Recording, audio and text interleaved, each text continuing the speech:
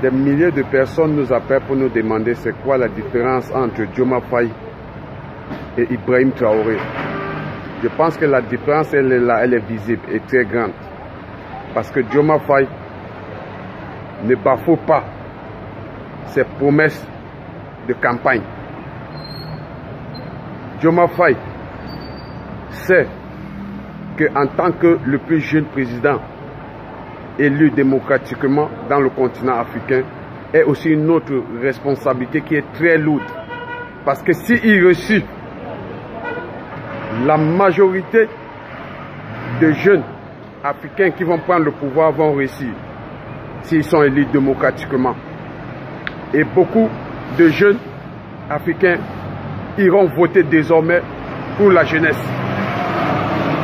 Diomaye Faye a été invité aux Jeux Olympiques. C'est parce que il est déjà un bon exemple pour les Africains et pour les Occidentaux. Pas forcément parce qu'il va travailler pour les Occidentaux, non. Il va travailler pour son peuple. Mais il ne peut pas travailler pour son peuple sans les Occidentaux. Car chasser la base militaire française sur le sol sénégalais n'est pas à son profit. Car l'armée sénégalaise n'est pas encore indépendante. Elle n'a pas encore été formée comme il se doit. Pour cela, la base militaire française a le droit de rester encore dans beaucoup de pays africains jusqu'à ce que nous deviennons indépendants. Par contre, Ibrahim Traoré, il n'a pas fait de promesses de campagne. Mais quand il a pris le pouvoir, il a fait une interview où il a promis ne jamais rester au pouvoir plus de 3 mois. Il comptait remettre le pouvoir aux civils, mais tout en mettant de l'ordre avant de partir. Lui, il veut rester dans les casernes ou aller au champ de combat pour lutter contre les terroristes. C'était sa préoccupation.